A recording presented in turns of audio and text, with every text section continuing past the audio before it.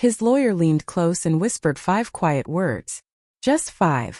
Whatever he said hit Vincent like a punch to the chest, because that smug, overconfident face I'd been staring at across the breakfast table for 15 long years drained of color instantly. He went pale like all the blood rushed straight out of him. His hands began to shake, not just a little either, but enough that I could see it clearly. The papers he'd been so eager to sign a moment earlier trembled in his grip, fluttering like leaves caught in a hard wind. And me? For the first time in 3 whole years I smiled. But I'm jumping ahead. To really understand that moment, I need to take you back to the beginning. You need to know how things ended up like this. You need to see how a woman everyone assumed had completely lost her mind was actually playing the longest, quietest, most patient game of her entire life. My name is Alexis Dunst. I'm 34 years old, and until 3 months ago, I was married to Vincent Mercer. 15 years. That's longer than most celebrity marriages last, longer than some small countries have even existed, and honestly way longer than my patience probably should have held out. But I've always been stubborn. I come by it honestly. My grandmother passed that trait down to me whether I wanted it or not. I met Vincent when I was 17. I'd finished high school early, not because I was some kind of prodigy, but because I was practical, driven, and desperate to get out of my parents' house. I landed a job at Henderson & Price law firm as a file clerk. It paid minimum wage and came with maximum paper cuts, but it was my job and it was my way out. By the time I turned 18, I'd worked my way up to legal assistant. I had a knack for details, I was good with numbers, and I knew when to stay quiet and pay attention. Vincent was 24 when we met at a client event. He was charming, ambitious, and overflowing with big dreams about building a real estate empire. He talked about the future like it already belonged to him, like success was standing around just waiting for him to arrive and claim it. He told me he was going to build something amazing. I told him I'd help him file the paperwork. Real romantic, right? We got married when I was 19. Tyler came along a year later, when I was 20. I kept working part-time at the law firm while raising our son, steadily building my 401k and saving every extra dollar I could. My grandmother always told me a woman should have her own money. Not secret money, she'd always clarify, just money that belonged to her. Something no one could take away. By the time I was 23, Vincent's business finally started gaining real traction. That's when he asked me to leave the law firm and come work with him full-time. He said he needed someone to manage the books, deal with clients, coordinate contractors, someone he could trust completely.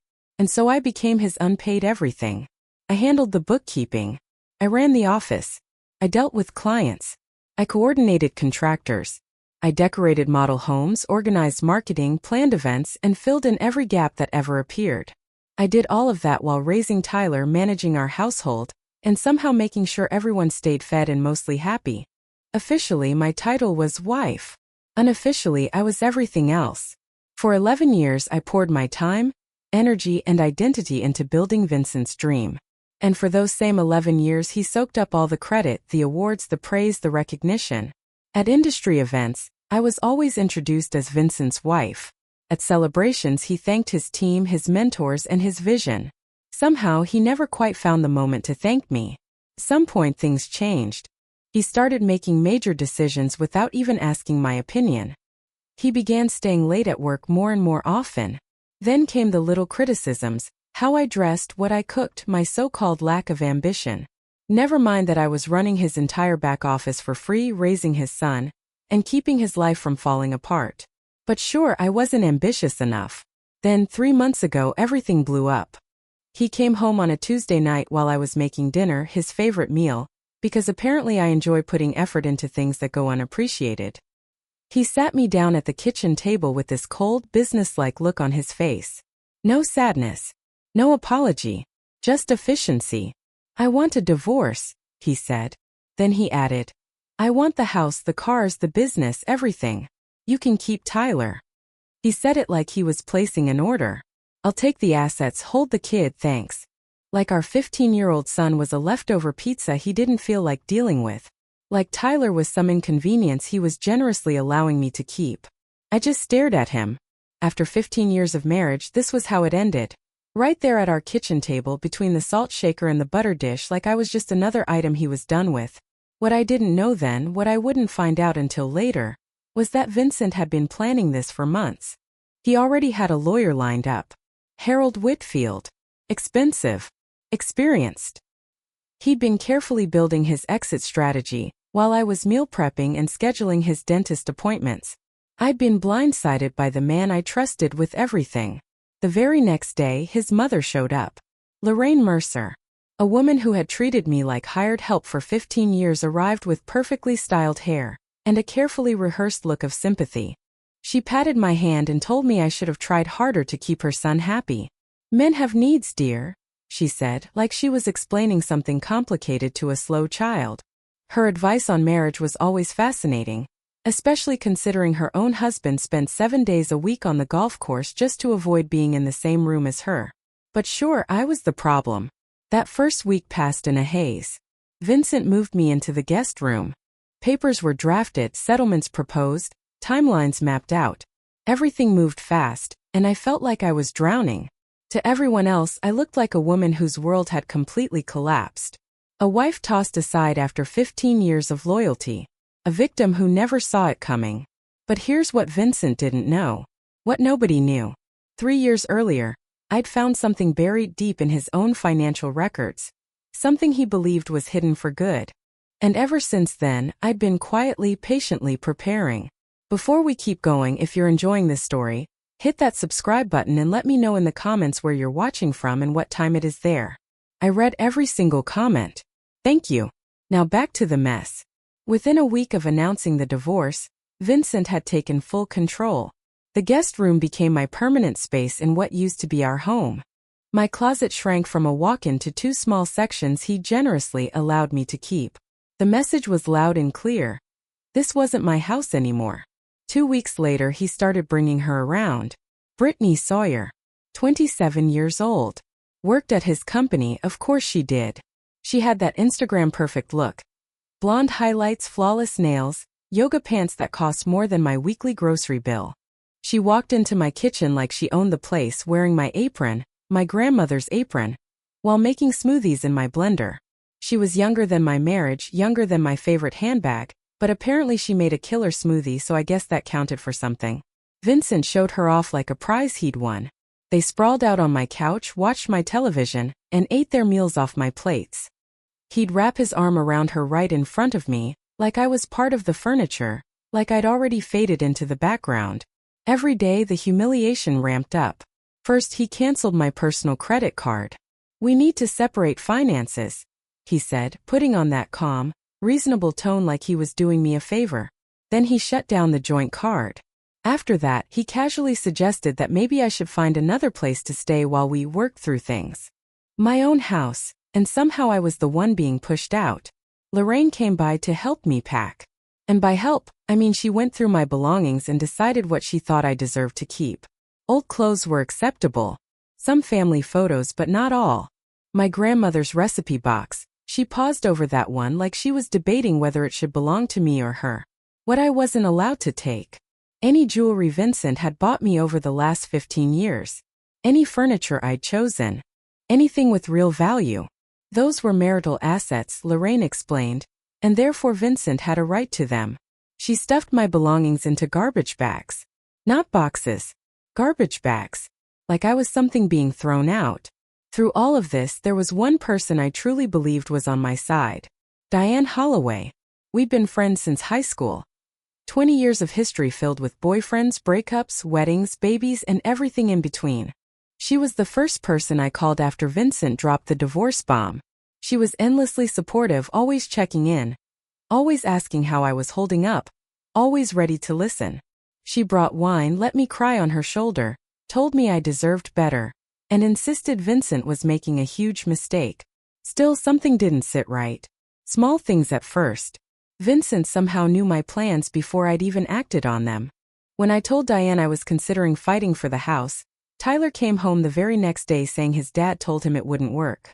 When I mentioned to Diane that I was looking at apartments in a certain neighborhood, Vincent made an offhand comment about that exact area being too expensive for me.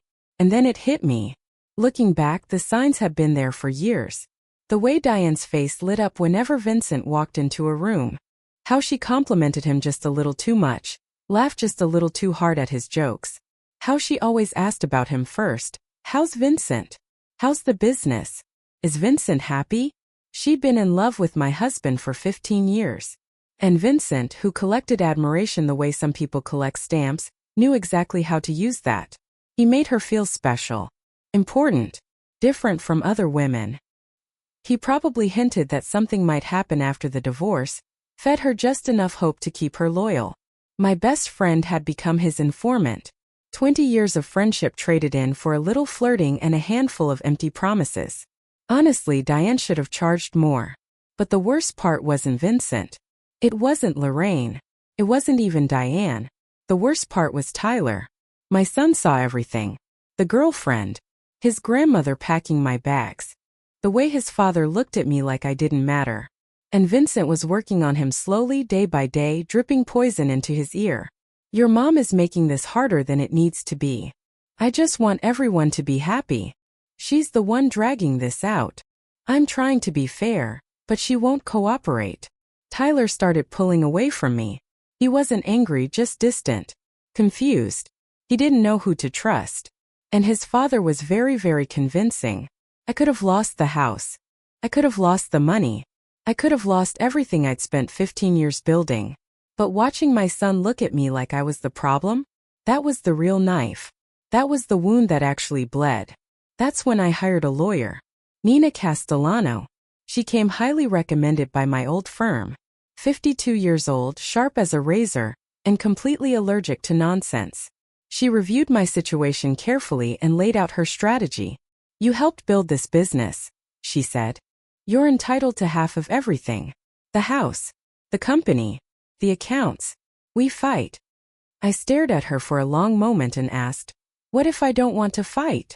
Nina looked at me like I'd suddenly started speaking a foreign language, like I'd suggested sending Vincent a thank you card and a fruit basket. She assumed I was broken, depressed, too beaten down to stand up for myself. She had no idea. Tyler and I moved into a small apartment. 2 bedrooms. 1 bathroom. A kitchen about the size of my old pantry. Half our boxes didn't even fit. They sat stacked in the corner of Tyler's room like a monument to how far we'd fallen. Meanwhile, Vincent was busy posting pictures online with Brittany. New chapter. New energy. Blessed, he wrote. Lorraine commented underneath. So happy for you, sweetheart. You deserve joy. My sister called me furious. You need a shark lawyer, she said. Take him for everything he's worth. Everyone had advice. Everyone thought they knew what I should do. Everyone saw a woman who had given up, who couldn't fight back, who was letting her husband walk all over her. Everyone was wrong. Here's the thing about being underestimated: people stop paying attention to you. They stop being careful. They stop guarding their secrets. And that's when you learn everything. 3 years. That's how long I'd been carrying my secret. That's how long I'd known the truth about Vincent Mercer and his glittering, glamorous, completely fake empire. It started on an ordinary Tuesday night, 3 years before the divorce. Vincent was working late again. By then, he was always working late, though I didn't yet understand what that really meant. I was reviewing the company books, reconciling accounts, doing the boring, invisible work that kept his business afloat. That's when I noticed something odd. A transfer to an account I didn't recognize. Then another. Then a pattern. Money flowing out of our accounts into places I'd never seen before. I dug deeper. I stayed up until 3 in the morning following the trail. And what I uncovered made my blood turn cold. Vincent had been taking loans against everything we owned. The house, our beautiful house that everyone admired, had 3 mortgages on it. The original loan was $400,000. A second mortgage for $350,000 taken out 4 years ago. A third mortgage for another $350,000 taken out just 2 years ago. Total owed $1 million. Actual value of the house, $850,000. We were underwater by $250,000 on a home I believed we owned free and clear. And the business? The business was even worse. The lines of credit were completely maxed out, $200,000 gone.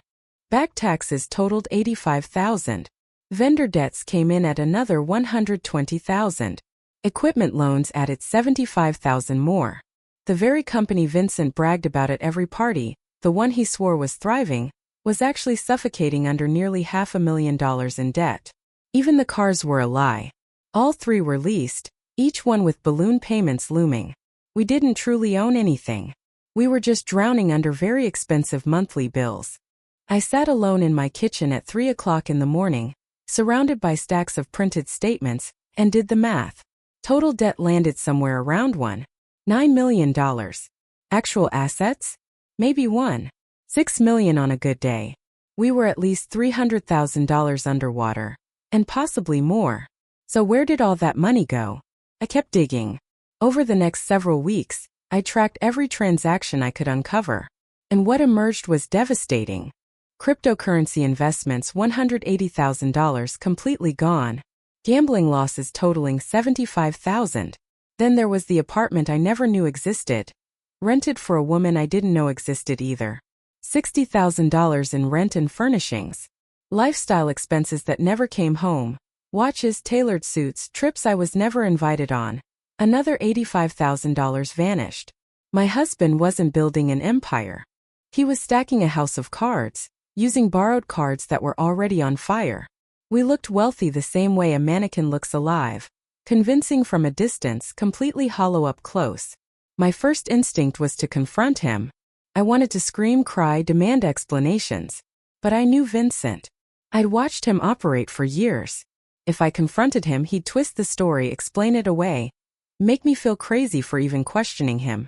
He'd probably find a way to blame me. And worse, if he knew I knew, he might try to get his hands on my separate money too. Because I'd always kept something of my own.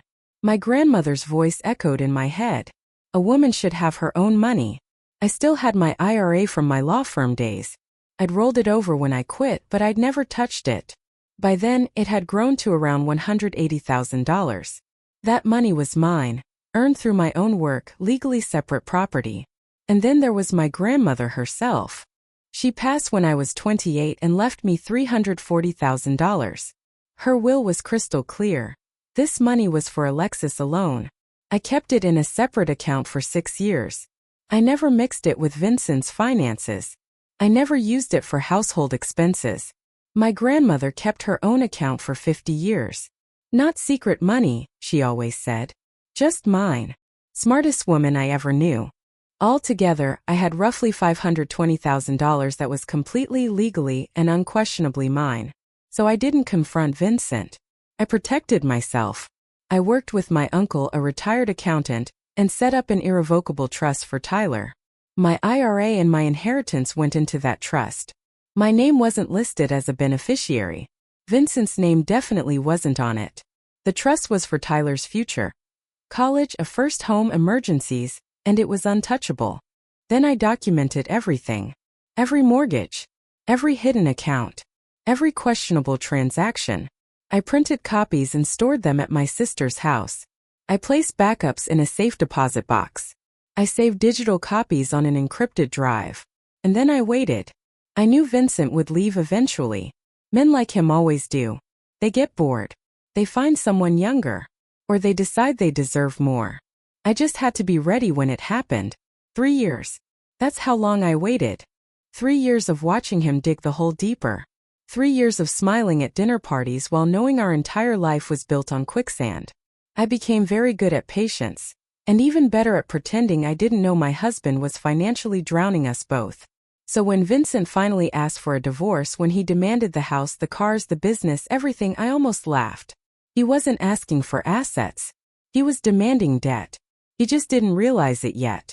Back in the present, I sat across from Nina Castellano and set 3 thick binders on her desk. 3 years of evidence. Every mortgage. Every loan statement. Every hidden account. She read silently for nearly an hour. When she finally looked up, her expression had completely changed. "You've known about this for 3 years?" she asked. "I was waiting for him to leave," I said. "I knew he would. And when he demanded everything, he demanded all the debt too. He just doesn't understand that yet." Nina leaned back in her chair. The pity was gone. The concern had vanished. What replaced it looked a lot like awe.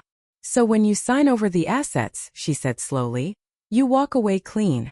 He keeps the mortgages, the business debt, the lease obligations, all of it becomes his responsibility. And your inheritance and retirement accounts, which were never commingled and are legally protected, are sitting safely in a trust for your son." She sat quietly for a moment. Then she smiled, a slow, dangerous smile. "Mrs. Dunst," she said, "I believe I owe you an apology. I thought you'd given up." I smiled back. "Everyone thinks that. That's kind of the point." Nina went from looking at me like a lost kitten to studying me like a chess grandmaster. "I prefer grandmaster. Better wardrobe." The trap was already set. The numbers were verified. The documentation was airtight. All I had left to do was let Vincent believe he was winning. And nobody plays the gracious loser better than a woman who's had 15 years of practice. The next 3 months were a masterclass in acting. I became exactly what everyone expected me to be: broken, defeated, barely holding on. I showed up to mediation with red eyes and shaking hands.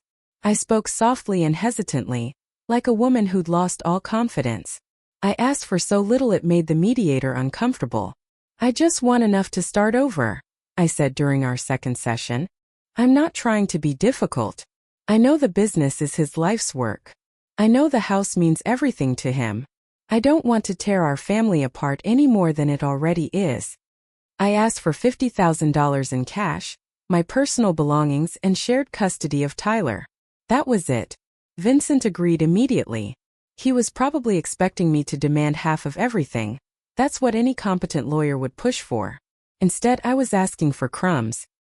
He looked at me across the mediation table with something close to pity, like I was a wounded animal he was kindly putting out of its misery. I deserved an Oscar for that performance. At the very least, a Golden Globe. I'd been handed the role of a lifetime, and my only audience was my lying, cheating, soon-to-be bankrupt ex-husband. As the weeks passed, Vincent's ego swelled. He stopped being cautious. He stopped pretending he was the reasonable one in all of this. He started telling anyone who would listen that I hadn't even put up a fight. "She just gave up," he told his golf buddies. "I offered her a fair deal, and she took it without a word." Lorraine was somehow even worse. She bragged at her book club, her church group, every social gathering she could find. "Vincent is keeping everything," she announced proudly. "That woman didn't get a dime. I always knew she wasn't strong enough for my son." To celebrate his upcoming victory, Vincent bought himself a new watch, $15,000. I know the exact price because I saw the charge on the business account. He was still using company money for personal indulgences, still shoveling dirt into the hole he dug for himself. He wore the watch to our next mediation session, making sure I noticed. He also took Brittany to dinner at La Maison, the same French restaurant where we'd celebrated our 10th anniversary. Naturally, he posted the photos online. "Life is good when you're with the right person," he wrote. The right person, meaning the person who didn't yet know about the debt. Meanwhile, Brittany had started redecorating my house. New furniture appeared in the living room. New art went up on the walls. Then she painted my kitchen gray. She painted it gray. I'd spent 3 full weeks choosing that sage green. Testing paint samples, adjusting lighting, driving myself insane to find the perfect shade. And she covered it with builder-grade gray like it meant nothing. Gray like her personality. Gray like her future with Vincent once the truth came out. Honestly, it suited them both. Diane kept calling, pretending to check in while fishing for information. I played my part perfectly. "How are you holding up?" she'd ask, her voice thick with fake concern. "I just want it to be over," I'd say, letting my voice crack just enough. "I don't have the strength to fight anymore. I'm exhausted." Within hours, Vincent would know. I could practically feel him relaxing, lowering his guard even further. Diane thought she was manipulating me. In reality, she was just a very cheap messenger service. While the adults were busy playing their games, Tyler was paying attention. And my son, my smart, observant, wonderful son, was starting to notice things that didn't line up. He noticed his father's new $15,000 watch, but also heard Vincent say they couldn't afford the school trip to Washington, D.C. He saw Brittany's shopping bags piling up in the entryway, yet listened to his dad complain that money was tight. He saw the gap between the image his father projected and the excuses he kept offering. One evening, Tyler came over to my tiny apartment and sat at my second-hand kitchen table. He looked at me with those serious eyes, So much like his father's, but still holding something Vincent had lost long ago. Honesty. Mom, he said quietly, is Dad actually rich? I studied my son for a moment. What do you think? He paused, thinking it through. I think something's wrong, he said. I think he's pretending. I reached across the table and squeezed his hand. Trust me. Just wait a little longer. My 15-year-old figured out something was off before 2 lawyers and a certified accountant did. I should probably bill his college fund for consulting services.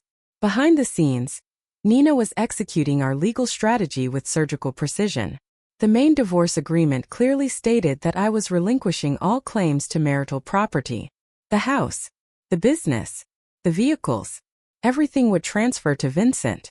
In return, I'd receive my modest cash settlement and walk away. But attached to that agreement was an addendum, a detailed liability disclosure. Every mortgage, every loan, every outstanding obligation tied to those assets. By signing for the assets, Vincent would also be assuming every single liability. The mortgages would be his alone. The business debt would become his responsibility. The vehicle leases would land squarely on his shoulders. It was all spelled out clearly. Legal. Proper. Devastating. Legal documents are like poetry, Nina once told me. Boring, expensive poetry that can ruin someone's life. My favorite kind. 2 weeks before the final hearing, Vincent's lawyer, Harold Whitfield, called Nina with concerns. My client is taking on substantial assets, Harold said carefully. I'd like to request a full financial audit before we finalize, just to verify everything. Nina kept her tone neutral. Of course. We'll provide whatever documentation you need. But when Harold brought the idea to Vincent, my soon-to-be ex shut it down immediately. No audits, Vincent said. I built that company. I know exactly what it's worth. I'm not paying an accountant to tell me what I already know. Harold pushed back. I strongly recommend verifying asset values before you sign. This is a significant. Vincent cut him off. Brittany wants this done. I want this done. No more delays. Harold had been practicing law for over 30 years. He knew the sound of a client making a catastrophic mistake. He also knew he couldn't force someone to listen. So he presented Vincent with a waiver, a document stating that legal counsel had advised an independent financial review, and that Vincent was choosing to decline against that advice. Vincent signed it without reading a word. Just like he signed everything else without reading it. Never underestimate the influence of an impatient girlfriend when it comes to skipping fine print. Brittany was worth millions to me in legal strategy. The night before the hearing, Vincent sent me a text. Thank you for not making this ugly. I stared at that message for a long time. 15 years of marriage. 15 years of building his business, raising his son, managing his entire life. And he was thanking me for not inconveniencing him while he threw me away. I typed back. I just want what's best for Tyler. And I meant it.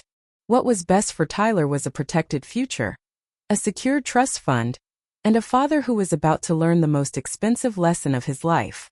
Nina called me that evening. Thursday at 9 a.m., she said. Final hearing. Judge Patricia Holden. Are you ready? I looked around my small apartment. The second-hand couch, the mismatched chairs, the boxes still stacked in the corner waiting to be unpacked. My eyes landed on the tiny kitchen, painted sage green because it reminded me of hope. I realized something in that moment. I hadn't just been ready for this day. I'd been ready for 3 years. 3 long years of waiting, and now it was finally here. I felt like a kid on Christmas morning. If Christmas morning involved divorce court and financial revenge. Thursday morning, 9 a.m. Vincent would walk into that courtroom expecting to collect his prize. What he didn't know was that he was about to inherit a financial avalanche, one he'd personally signed up for. And the best part? He'd asked for it in writing with witnesses. If you've made it this far, you already know something satisfying is coming. Hit that like button if you're ready for Vincent to get exactly what he deserves. And if you haven't subscribed yet, what are you waiting for? I've got more stories like this, trust me. Now let's finish it. Thursday, April 17th. 9 o'clock sharp. Courtroom 4B. I remember every detail of that morning. The way sunlight streamed through the tall windows. The smell of old wood mixed with floor polish. The quiet murmur of lawyers flipping through papers. This was the room where 15 years of marriage would officially end, and where 3 years of patience would finally pay off. Vincent arrived first. Of course he did. He was wearing his best suit, the charcoal Armani I'd helped him pick out 3 years earlier for a client dinner. His new watch flashed under the lights as he shook hands with Harold. He looked confident, relaxed, like a man about to sign the deal of his dreams. Brittany was waiting out in the hallway. She wasn't allowed inside the courtroom, but she wanted to be nearby for moral support. I caught a glimpse of her through the door. Perfect makeup, designer bag, scrolling through her phone like this was just another boring errand. Lorraine was there too, seated in the gallery. She dressed up for the occasion, probably already planning a celebratory lunch with her son afterward. When I walked in, she looked at me and gave me that small, smug smile. The kind you give someone you believe you've already defeated. I arrived a few minutes after Vincent. Simple navy dress. No jewelry. Hair pulled back into a low bun. I looked exhausted. Worn down. Like a woman who had nothing left to fight for. Perfect. I looked like someone who'd given up on life and fashion at the same time. Very believable. I should honestly teach acting classes. Judge Patricia Holden entered and everyone stood. She was in her early 60s, silver hair neatly styled, reading glasses resting on her nose. 30 years on the family court bench. She'd seen every trick, every manipulation, every lie divorcing couples could throw at her. Nothing surprised her anymore. She glanced over the case file, then looked up. Mercer versus Mercer.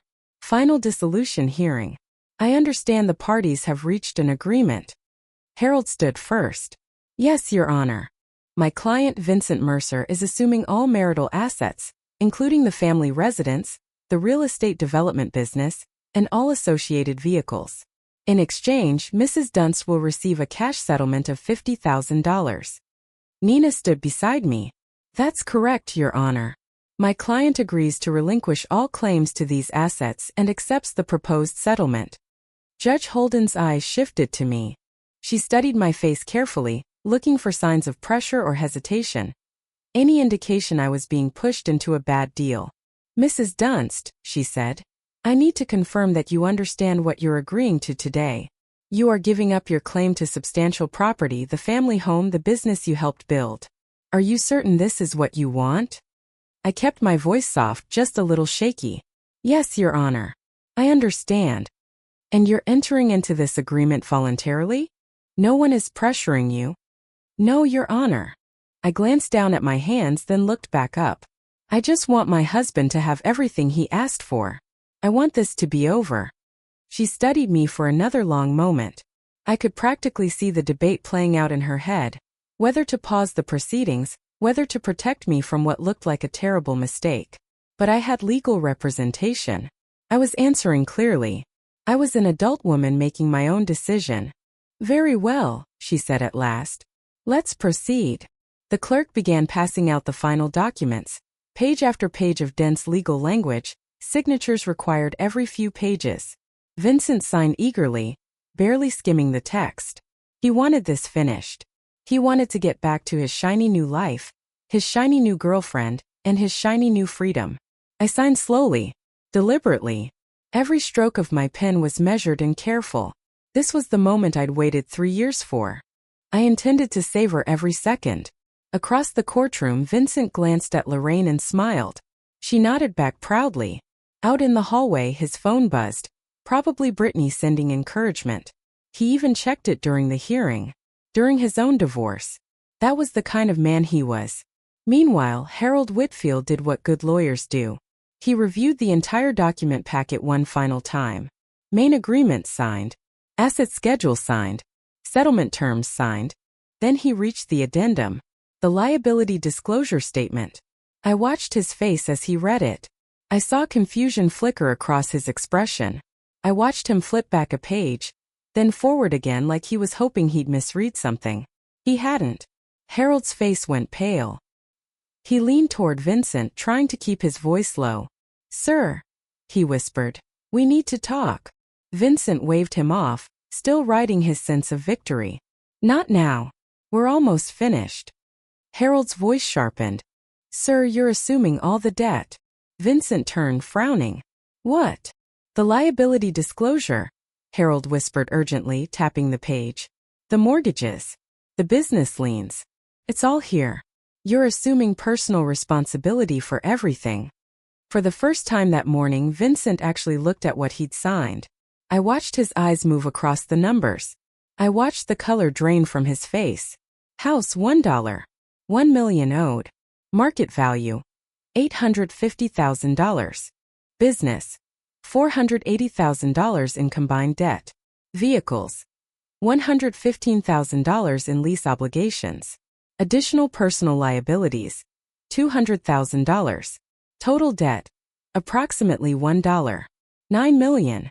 Net value of everything he just claimed negative $300,000. He hadn't won the lottery. He'd won the bill. Vincent shot up from his chair, the legs scraping loudly against the courtroom floor. This isn't right.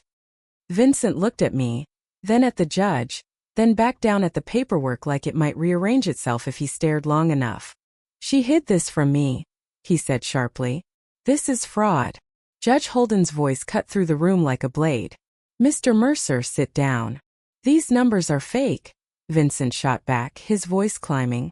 She manipulated the documents. Mr. Mercer. The judge's tone was firm, final. Sit down. He sat, but his hands were shaking now. The confidence was gone. The smug smile had evaporated, replaced by something raw and frantic. Panic doesn't always announce itself loudly. Sometimes it just leaks through the cracks. Judge Holden reviewed the papers in front of her, then looked directly at Vincent. Mr. Mercer, I'm reviewing the liability disclosure attached to this agreement. These debts are tied to assets you are claiming. Assets in your name, your business, your properties.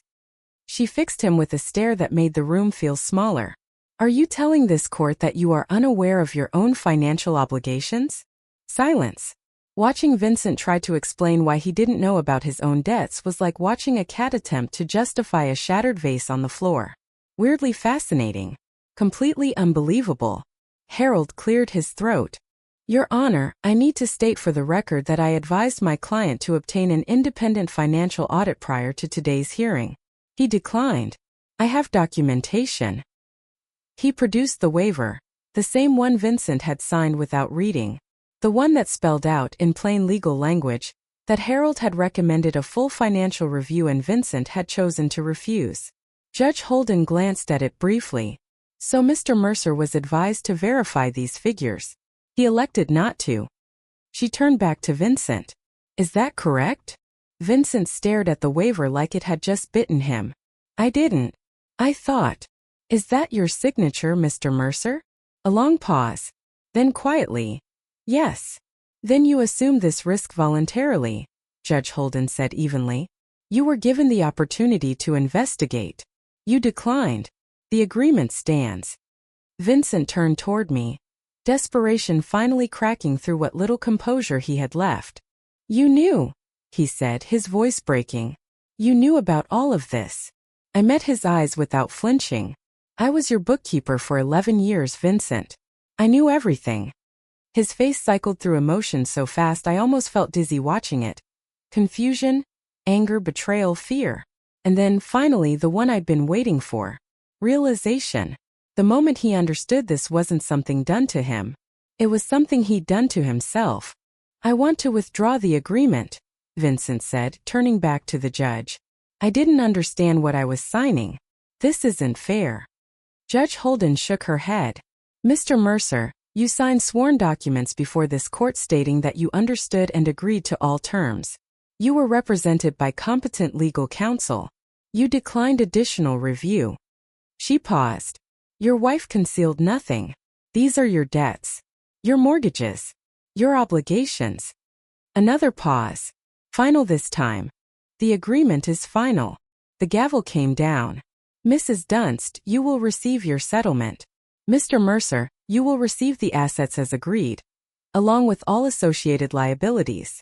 This marriage is officially dissolved. I stood, smoothed my dress, and picked up my purse. Then I looked at Vincent one last time. He was slumped in his chair, papers scattered everywhere, his entire world collapsing in real time. "You said you wanted everything except Tyler," I said quietly. "I gave you exactly what you asked for." And then I walked out without looking back. In the hallway, I could already hear Vincent's voice rising, yelling at Harold, demanding explanations, threatening lawsuits. Harold's calm reply carried through the space. "I advised you to get an audit. I have it in writing. You refused." Through the glass doors, I saw Brittany's face change as she listened. I watched her look at Vincent, really look at him for the first time.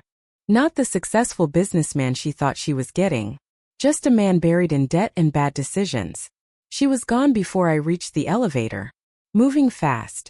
Heels clicking sharply against the marble floor. No backward glance. Brittany exited my marriage even faster than she entered it. At least she was consistent. I stepped outside into the April sunshine. The sky was blue. The air was warm. Somewhere behind me, my ex-husband was screaming about fairness, fraud, and how none of this was his fault.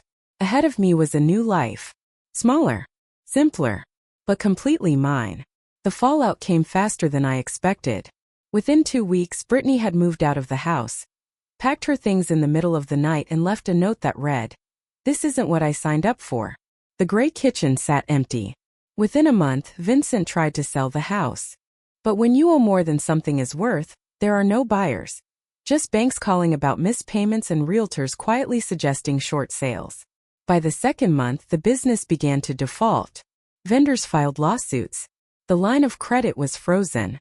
The company Vincent had spent 15 years building, and I'd spent 11 years supporting, started to crumble.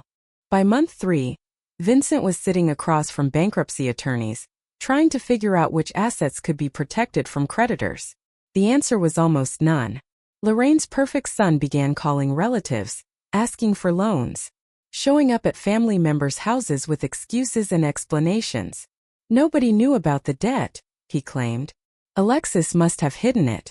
I was tricked. But the paperwork told a different story. The mortgages were in his name. The loans were in his name. The gambling losses. The crypto failures. The secret apartment. All his choices. All his signatures. I heard Lorraine's Christmas newsletter that year was unusually short. Vincent is exploring new opportunities. Yes, opportunities in debt restructuring. Funny how parallel conflicts resolve themselves with poetic symmetry. Diane called me about a week after the hearing. Her voice shook. "I had no idea it was this bad. I'm so sorry, Alexis. I never meant for. I thought Vincent and I didn't answer. I didn't respond. I didn't give her the closure she wanted. Some bridges aren't meant to be rebuilt. Some friendships don't deserve second chances. 20 years of history thrown away for a wink and empty promises from a man who used everyone around him." She called 3 more times. Then she stopped. I imagine she's still waiting for Vincent to notice her. She'll be waiting a very long time. Lorraine tried a different tactic. She went through Tyler. "Tell your mother I didn't know about the money problems," she said. "Tell her I'm sorry for how I treated her. Tell her I want to talk." Tyler looked at his grandmother, the same woman who had stuffed his mother's belongings into garbage bags, who had called me worthless, who had backed his father without hesitation, and he shook his head. "Mom's busy building her life," he said calmly. "She doesn't have time for excuses." Lorraine wanted forgiveness. I wanted peace. Only one of us got what we were asking for. Tyler, my smart, thoughtful, observant son, finally understood everything. Not because I sat him down and explained it, but because he put the pieces together on his own. He saw the court documents. He listened to his father's explanations fall apart. He watched Brittany disappear. He watched Lorraine scramble. He saw the whole carefully built illusion collapse right in front of him. About a month after the divorce, he sat with me one evening in my small apartment, the one with the sage green kitchen, the second-hand furniture, and the boxes that were finally unpacked. "You waited 3 years," he said quietly. "You knew all of this and you just waited." I nodded. "I needed to make sure you were protected," I told him. "No matter what happened between your father and me, I needed to know you'd be okay." The trust fund. $520,000. Safe. Protected. Untouchable. He didn't say anything for a moment. Then he stood up and hugged me, really hugged me. The kind of hug I hadn't gotten from my 15-year-old son in a long time. The kind that said I get it now. The kind that said I'm proud of you. Teenage boys don't usually hug their mothers unless they really mean it. That's how I knew I'd done something right. My $50,000 settlement went toward getting us established. First month's rent. Security deposit. Furniture that didn't wobble or fall apart. It wasn't glamorous, but it was solid. It was stability. The trust stayed exactly where it was. Tyler's future. College. Maybe a first home someday. A safety net no one could touch. And me? I finally signed up for interior design classes at the community college. The dream I'd put on hold at 23 so I could help Vincent build his empire. This time I was building my own. I started small. My first real client was a woman named Sandra, 52 years old, freshly out of a 28-year marriage. She stood in the middle of her empty apartment, looking completely lost, and asked me, "How do you even start over?" I thought about it for a moment. One room at a time, I told her. One color at a time. One day at a time. We painted her kitchen sage green. When she saw it, she cried. "Happy tears," she said. "It feels like a new beginning." About 3 months after the divorce was final, Vincent showed up at my apartment. I barely recognized him. He'd lost weight, the unhealthy kind. Dark circles under his eyes. Wrinkled suit. No watch. He looked like a man who'd gone to war with himself and lost. He stood in my doorway, and for just a second, I almost felt sorry for him. Almost. "I didn't know it was this bad," he said. His voice was thin. "I made mistakes. I see that now. I never meant for any of this to happen." I leaned against the doorframe and really looked at him. The man I'd loved for nearly half my life. The man who discarded me like trash. The man now drowning in the consequences of his own choices. "Can we talk?" he asked. "Maybe we can figure something out. Maybe we could." He stopped. He couldn't even say what he wanted. "Help. My help." "You asked for everything except Tyler," I said calmly. "And that's exactly what you got. Alexis, please." "Goodbye, Vincent." I closed the door. He stood in the hallway for 10 full minutes. I know because I watched through the peephole while eating ice cream. Best show I've ever seen. 5 stars. Would absolutely watch again. That night, after Tyler went to bed, I sat in my small living room and looked at my grandmother's photo on the shelf. Her recipe box sat beside it, the one thing Lorraine almost took. The one thing that truly mattered. "You were right about everything, Grandma," I said quietly. "Keep your own money. Know your worth. And never let anyone make you feel small." The apartment was quiet. Small. Nothing like the house I'd lived in for 15 years. But it was mine. Every paint color. Every piece of furniture. Every decision. Mine. And for the first time in longer than I could remember, I was free. Thanks so much for watching. More of my most gripping stories are already on your screen. Click one now, you won't want to miss what happens next. I'll see you in the next one.